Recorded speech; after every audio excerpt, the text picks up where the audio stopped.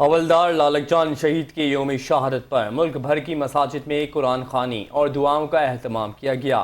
علماء کرام نے حولدار لالک جان شہید نشان حیدر کو ان کی بے مثال جرت، بہادری اور وطن سے وفا پر خراج عقیدت پیش کیا۔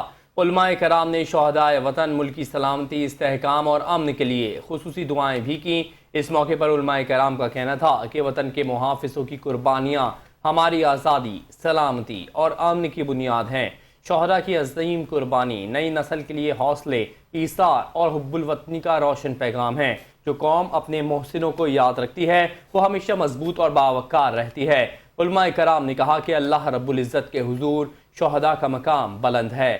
شہداء کی قربانیاں قوم کے لیے حوصلے، عزم اور استقامت کا استعارہ ہیں۔ حولدار لالک جان شہید نے دفاع وطن کے لیے بے مثال جرت اور استقامت کا مظاہرہ کیا، جس پر پوری قوم کو فخر ہے۔ حولدار لالک جان شہید کی لازوال قربانی ہمیشہ وطن سے محبت، فرض شناسی اور بہادری کی علامت رہے گی۔